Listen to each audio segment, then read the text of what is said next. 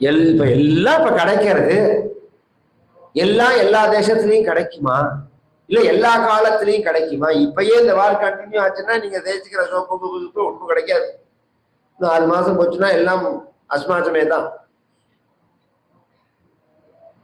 பழையபடி சீவக்காய்க்கு மாற வேண்டியதான். எல்லாமே மாறும் உலகத்துல. ஆனா நாம அதை அக்செப்ட் பண்ணிக்கணும். இப்படி இருந்தாதான் இருப்பேன் அப்படின்னு சொல்லக்கூடாது. அது மாதிரி எல்லாம் குழந்தைகளை பழக்கணும். சின்ன வயசுல சுயமா காரியத்தை செய்யறதுக்கு மூல தானா வேலை செய்யணும். அப்படியே ஸ்டன்னாகி இருக்கிறதே பலார்னு அடையும் பொழுதும் ஒரு விஷயத்த சொன்னா நாம சொன்னபடி அது நடக்க முடியாதுன்னா அடுத்தது எப்படி நடக்குங்கிறது அந்த குழந்தைகள் யோசனை பண்ணணுமா? உதாரணம் சொல்லணும்னா, நான் மேஜை மேல பேனா வச்சிருக்கேன்டா கொண்டாடா அப்படின்னா, மேஜை மேல பேனா இல்லேமோ. மேஜை மேல இல்லைன்னா அதுக்கு மேல உள்ள ஷெல்ஃப் இருக்கே, அதுல பாத்தியா? நான் பார்க்கணும். ஏன்டா நீங்க மேஜை மேலதானே சொன்னேன், எனக்கு தேவை பேனா. நீ மேஜை மேல இருக்கா மேல இருக்கா இல்லையா உங்ககிட்ட இருந்து கொண்டு கொடுக்குறியா, அது விஷயமே இல்லை. எனக்கு தேவை பேனா தானே. இந்த பாடசாலையில ஒருத்தர் வாத்தியார் குளிக்க போறது, பாலை காய்ச்சி உரக்கூத்துறதுக்காக ஆற வச்சுட்டு அங்க இருக்கிற 2 சிஷ்யனை பார்த்து காக்கேபியோ ரட்சந்தாம்னா, காக்காட்டேன்னு இந்த பாலை ஜாக்கிரதையா பார்த்துக்கோ, ஆடுறதுக்குள்ள காக்கா கொத்திர போறதுன்னா. இவர் போய் ஸ்நானங்கள்லாம் பண்ணி அனுஷ்டானம் பண்ணிட்டு வரது 5-6 நாய் 3-4 பூனை எல்லாம் அந்த பாலை குடிச்சிருந்தது. என்னடா உன்னை பாலை பார்த்துக்கோ, நீங்க காக்கா ஆயிட்டேன்னு தானே பார்த்துக்கோங்கன்னு சொன்னேன், நீங்க நாயிட்டேருந்து பார்த்துக்கோங்கன்னு சொன்னேடா, பூனையிட்டேருந்து பார்த்துக்கோ. இது மாதிரி ஒருத்தன் கேட்டா எவ்வளவு அடிமுட்டாள்தனம் இது. லட்சுமண சுவாமி அவ்வளவு அழகா வேலை செஞ்சார். எல்லா பர்ணசாலையெல்லாம் நிர்ணயம் பண்ணி இப்படி இருந்துட்டு இங்க சுமந்திரன் முதல்ல வரேன்னா வரக்கூடாதுன்னுட்டா. ஒரு நாள் நின்று பார்த்தா ராமர் வரலன்னு உடனே திரும்பி வந்தான். இங்க தசரதர் இருக்கிற வீட்டுக்கு வந்தான்.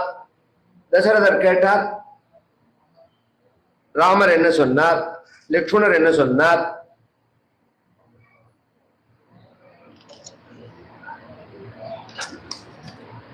நம்ம சீதை என்ன சொன்னா, எனக்கு என்ன சொன்னா, சுமித்ரைக்கு என்ன சொன்னா, அல்லது கௌசல்யக்கு என்ன சொன்னா அப்படின்னா அவர் சொன்னார், அதெல்லாம் நான் எப்படி வாயால சொல்ல முடியும், முதல்ல இருந்து சொல்றேன், கொண்டு விட்டுட்டேன், திரும்பறதே என்னோட குதிரை வரமாட்டேங்கிறது. மமத்வஸ்வானிவிருத்தஸ்ய நப்ராவர்த்தந்தவர்த்மனி உஷ்ணமஸ்து பிரமுஞ்சந்தா ராமே பிரவ்ராஜிதே வனம் சம்பிரஸ்திதே வனம்.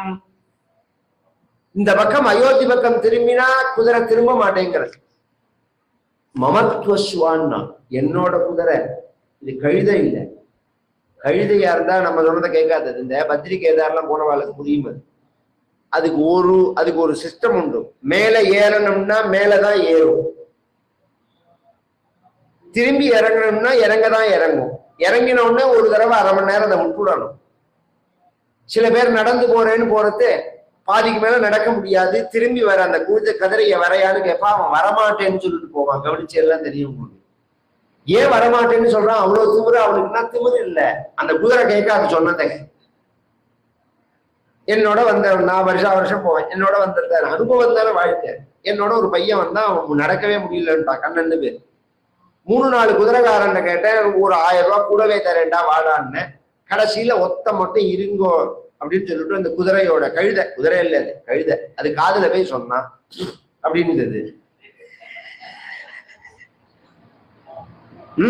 அப்படின்னா அப்படின்னு உடனே படாருன்னு அவனை கடிச்சு கொடுத்து. ஏன்னா அது வராதுங்க, நீ திரும்பி போகணும்னு சொன்ன முடியாதுங்கிறது. அது இதுதான் குதிரை, அப்படி கிடையாது. மமத்வஸ்வான்னா ஜாதி குதிரைகள்லாம் அதுக்கு வருவோம், நாம நினைச்சதை செய்யும். நான் அதெல்லாம் ரொம்ப ரசிச்சிருக்கேன். சில விஷயங்கள்ல இந்த காலத்துக்கு எப்படி சொல்றதுன்னு புரிய தவிக்கிறதே சில சினிமாக்கள்ல வரும் அந்த காட்சிகள்லாம். அஸ்வவித்யா கஜவித்யங்கிறது அதுக்கு ஒரு உதாரணம். நான் எல்லாமே தீட்சிதர் சினிமா பார்க்க மாட்டார்லாம் நினைக்காதீங்க. நான் எல்லாமே பார்ப்பேன். எதுக்கு பார்ப்பேன்னா எனக்கு இன்ஃபர்மேஷனுக்காக பார்ப்பேன், பொழுது போறதுக்காகலாம் இல்லை. இதுல என்ன விஷயம் இருக்குங்கிறதுக்கு பார்ப்பேன். அதுல இப்ப இந்த ராஜராஜ சோழனை பத்தி ஒரு சரித்திரம் வந்ததோன்னு, இந்த கல்கியோட பொன்னியின் செல்வன் அந்த படம் எல்லாருமே மேக்சிமம் பார்த்திருப்பா, அபூர்வமான படம்ங்கிறதுனால. அதுல ஒரு யானையை வச்சுன்னு அவனை கொல்லணும்னு தீர்மானம் பண்ணியிருப்பா சத்ருக்கள்லாம். ராஜராஜ சோழன் வந்த உடனே அந்த யானை மேல ஏறுறதுக்கு முன்னாடி அது காதுல ஒரு விஷயம் சொல்லுவான். இந்த படத்தை எத்தனை பேர் இதை கவனிச்சு பார்த்துருப்பேன்னு தெரியாது. இவன் சொன்ன அடுத்த நிமிஷம் அந்த பாகனை தூக்கி போட்டு கொல்லுவது. அதை கவனிக்கிறப்போ, ஏன்னா அந்த பாகன் தான் இவனை கொல்றதுக்கு பிளான் போட்டிருக்கான். அந்த யானைகிட்ட பொதுவா நீங்க என்னதான் வளர்த்தாலும் வளர்க்கிறவன் வேற சொந்தக்காரன் வேறன்னு அந்த ஜீவராசிகளுக்கு எல்லாம் தெரியும். பிரியத்தை வளர்க்கிறவன் காமிக்க முடியாது. நான் காமிக்கிற பிரியத்தை வளர்க்கிறவனால காமிக்க முடியாது. ஒரு நாய்ட்டையோ குதிரைட்டையோ பசுமாட்டையோ அந்த ஹிருதயத்திலேருந்து வர விஷயம் ஒன்றும். அது மாதிரி அஸ்வங்கள்லாம், அஸ்வம், கஜம், மாடு, இதெல்லாம் நாம பேசினா புரியும். அது அந்த அளவுக்கு புத்திசாலி அவைகள்லாம். அத சொல்றான் சுமந்திரன், மமத்வஸ்வான், நான் என் குதிரை திரும்ப மாட்டேங்கிறது. ஏன்னு போய் பார்த்தா உஷ்ணவஸ்து பிரபஞ்சந்தா, கண்ணிலேருந்து கண்ணீர் வருது. பொதுவா உலகத்துல எல்லாருக்குமே சந்தோஷத்திலையும் கண்ணீர் வரும், துன்பத்திலையும் கண்ணீர் வரும். இது துன்பத்துல வந்ததா இன்பத்துல வந்ததாங்கிறதுக்கு அடையாளம் என்னன்னா, சுகத்துல வந்தா ஜில்லுன்னு இருக்கும், கஷ்டத்துல வந்தா சூடா இருக்கும். இதான் வித்தியாசம். சூடா கண்ணீர் இருக்கு அப்படின்னா வந்து பார்த்தா வர வழி எல்லாம் சோபையே இல்லாம இருக்கு, ரொம்ப துக்கத்துல இருக்கு அப்படின்லாம் சொல்ல ராமர் ஜடதரிச்சுன்ற கதையெல்லாம் சொன்னா, தசரதரை சொன்னார், என்னை அப்படியே தூக்கி கொண்டு ராமன் விட்டுடுயான்னா, என்னால முடியாதுன்னு அவன் கிளம்பி போயிட்டான். கௌசல்ய தலைமாட்டுல இருக்க, சுமித்ர கால் மாட்டுல இருக்க, பக்கத்துல கைகே இருக்க, சில விஷயங்களை பேசின தசரதன் மூணாவது நாள் ராத்திரி, ஹராகவ மகாபாஹோ ஹாமமாயாசனாசனா ஹா பித்ருப்ரியமே நாதா ஹாத்யக்வாசி கதசுதா ஹராகவா மகாபாகோ ஹாமமாயாசனாசனா. உயிர் போற சமயம் எங்கடா போனே ராமான்னா, எந்த சமயம் குழந்தைகள் கூட இருக்கணுமோ அந்த சமயத்துல என்னை விட்டுட்டு போயிட்டேடா ராமா.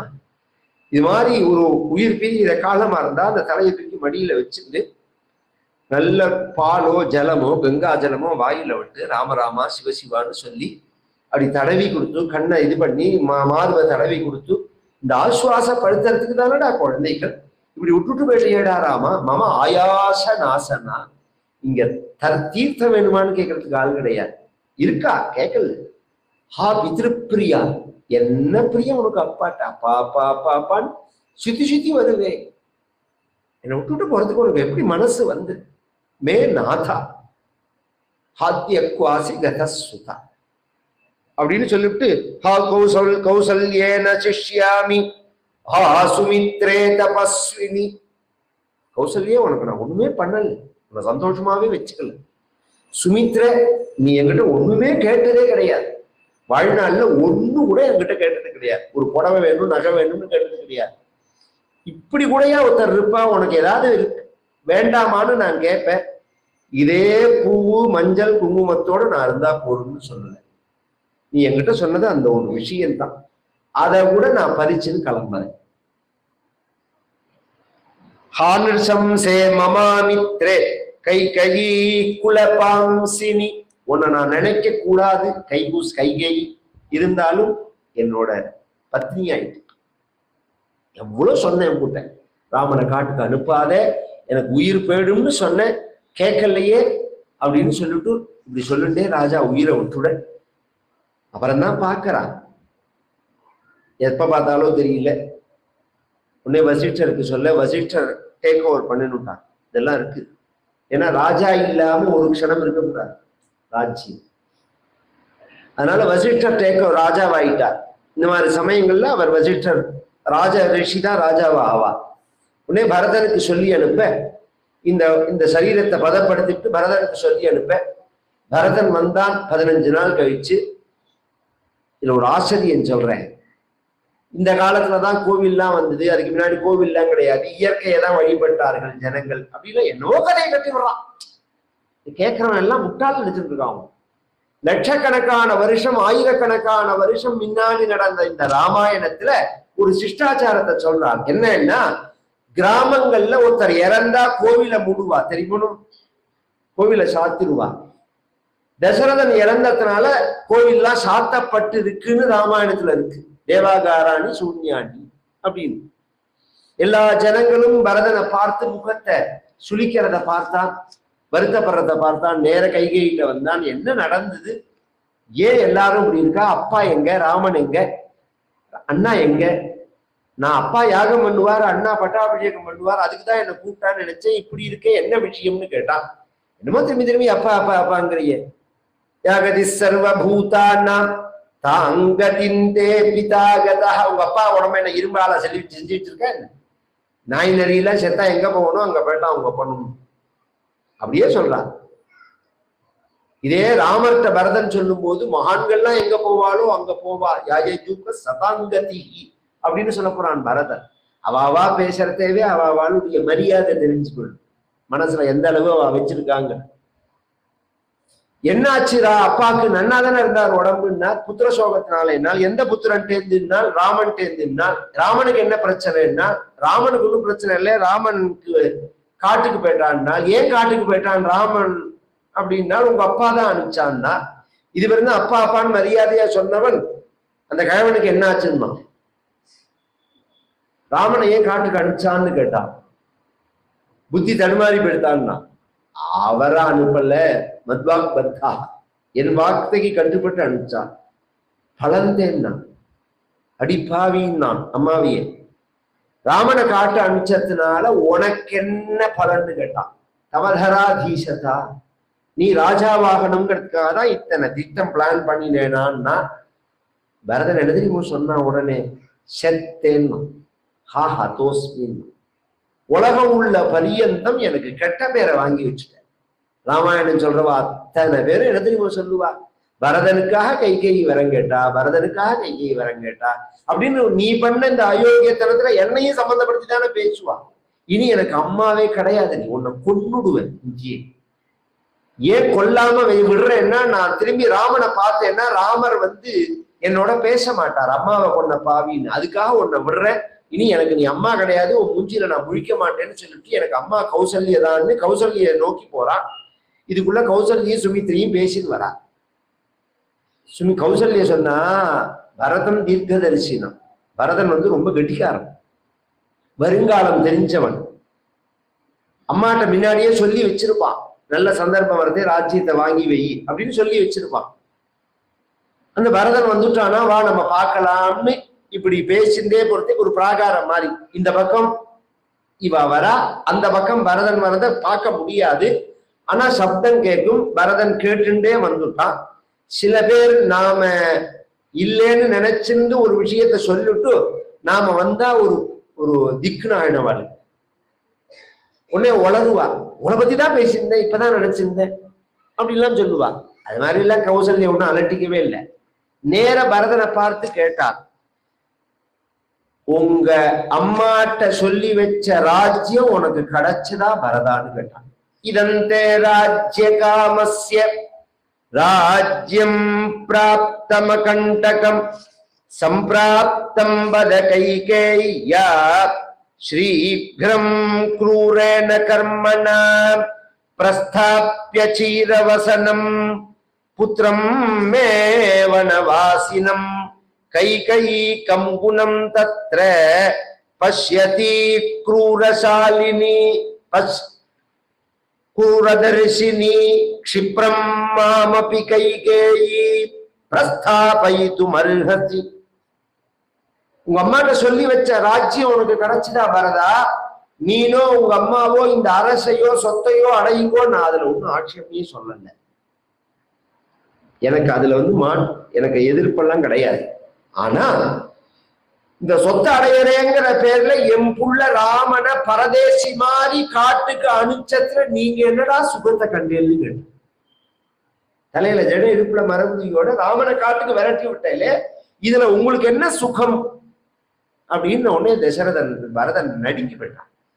அம்மான்னா இது பாமர ஜனங்கள் 3 கிரேடு உண்டு, ஏபிசின்னு இந்த சென்டர் சொல்றா பத்தில அது மாதிரி எதையுமே ஆலோசனை பண்ணாம பேசுவான். இப்படின்னா இப்படிமா, அப்படின்னா அப்படிமா. நடுத்தரமா உள்ளவா ஒரு நிமிஷம் யோஜனை பண்ணாலும் புத்தி இல்லாம பேசுவா. புத்திசாலி என்னன்னா ஒரு மீடியா சொல்றது ஒருத்தர் சொல்றாங்கிறதுக்காக அப்படியே அதை எடுத்துக்க மாட்டான். அதுவும் இந்த காலத்துல எல்லாம் பொய்ய, உண்மையை விட பொய் தான் ஜாஸ்தி. அப்படிங்கிறத அதை பிரிச்சு பார்க்கக்கூடியதான சக்தி நமக்கு வேணும். அது அப்படியே நம்ப கூடாது.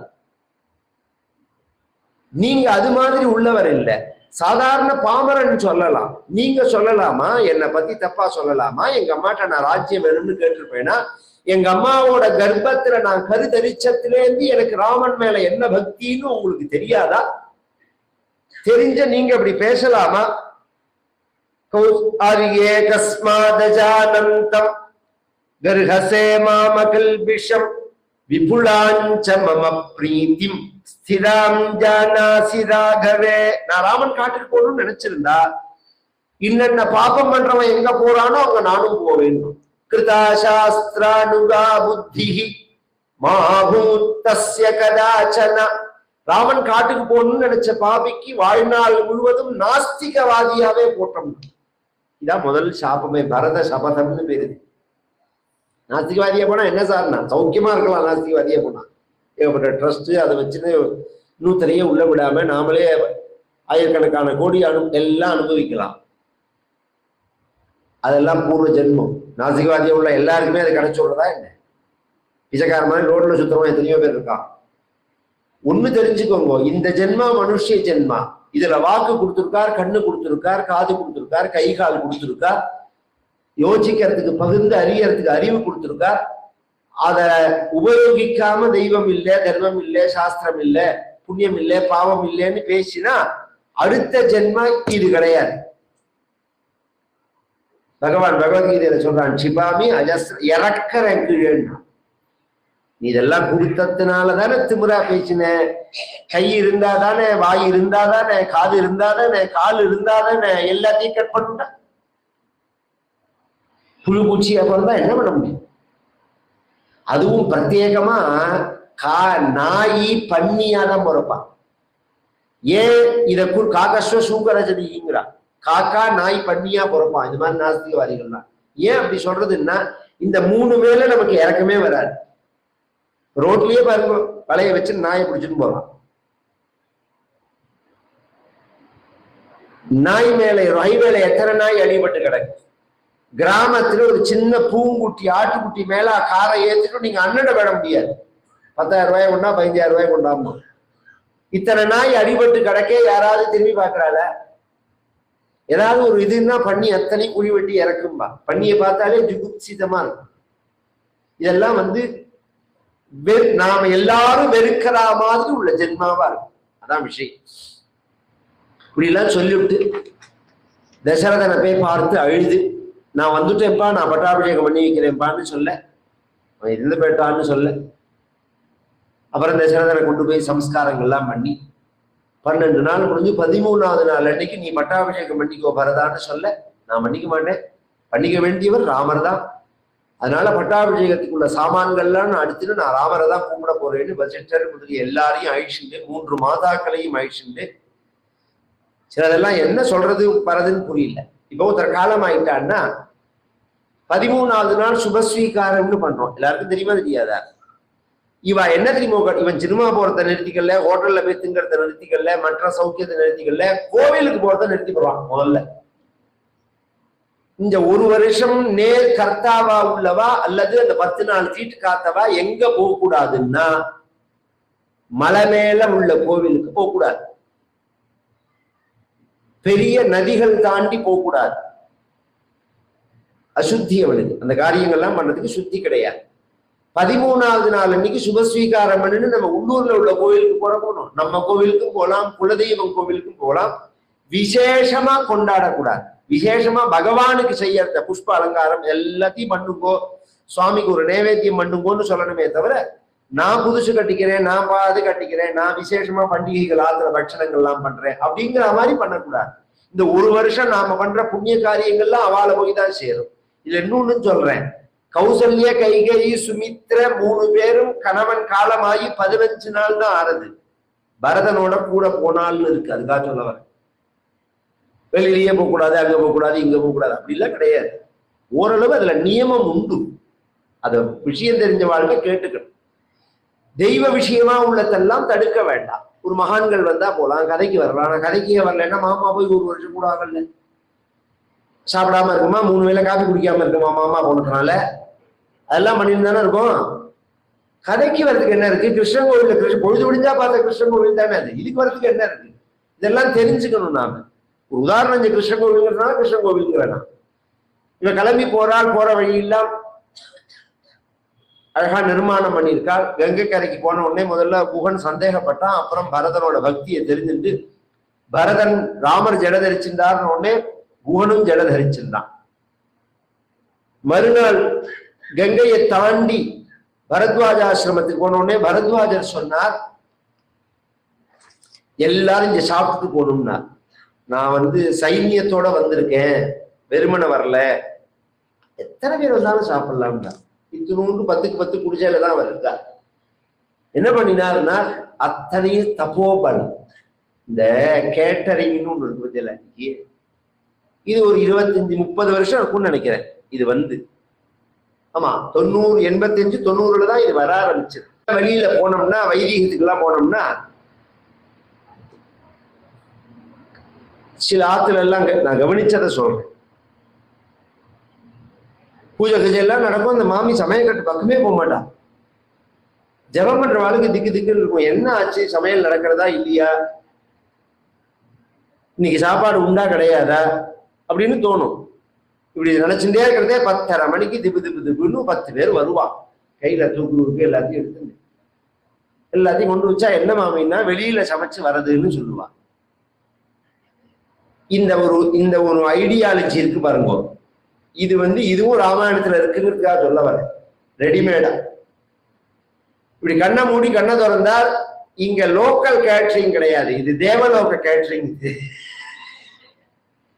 எல்லாம் ஹை. இதுல கிரேடு வாரியா அவளை ரெஸ்பான்ஸ் பண்றது உண்டு. இதுல கடைநிலை ஊழியன்னு அரசாங்கத்துல சொல்லுவா பத்தியெல்லாம். அது யாருன்னா, குதிரை தேய்க்கிறவன் தான், குதிரையை குளிப்பாட்டி தேய்ச்சி வைக்கிறவன் தான். அவனுக்கு நடந்த உபச்சாரத்தை சொல்றேன், மற்றவாளுக்கு நடந்த உபச்சாரத்தை தெரிஞ்சு போடலாம். பிரமதாஜா சப்தச்ச அஷ்டச்ச, எல்லாருக்கும் சர்வ் பண்றதுக்கு அப்சர ஸ்திரீகள், தேவலோக ஸ்திரீகள். கையை பிடிச்சு விடுறதுக்கு, காலை பிடிச்சு விடுறதுக்கு, எல்லாரையும் எண்ணெய் தேய்ச்சு நன்னா வெந்நீர் போட்டு குளிப்பாட்டி பட்டு பீதாம்பரங்கள்லாம் கொடுத்து கட்டிக்க சொல்லி வாசன திரவியங்கள்லாம் பூசி எல்லாருக்கும் சாப்பாடு எப்படின்னா, எல்லாம் சாதம் ஒரு மலையா இருக்கு, வடை மலையா இருக்கு, வடை மாலை சொல்லுவோம் நம்ம, வடை மலையா இருக்கு, பாயசம் கிணறா இருக்கு, சாம்பார்லாம் கிணறா இருக்கு, எல்லாருக்கும் சமிருத்தியா சாப்பாடு. இந்த பசங்கள்லாம் இது சாப்பிட்டு முடிச்ச உடனே தசவித பரிமாணத்தோட பெங்காலி பான் படுத்துக்கிறதுக்கு கட்டில் மெத்த. இவன்லாம் நினைச்சுட்டான், இது பர்மனன்ட், இந்த இடத்துலயே இப்படி எல்லாம் இருக்கும் போல இருக்கு அப்படின்னு பக்கத்துல படுத்துட்டே வெத்தலை பாக்க போட்டு காலை பிடிச்சு விட்டு இருக்காளா. பக்கத்துல உள்ளவனை பார்த்து சொன்னா, இவ்வளவு சுகமான ஒரு இடம் இருக்கு அயோத்தி பக்கத்துலன்னு தெரிஞ்சு இத்தனை நாள் வராம போயிட்டோம். இப்ப என்ன பண்ணலாம்னா, நான் ஒரு தீர்மானத்துக்கு வந்துட்டேன்.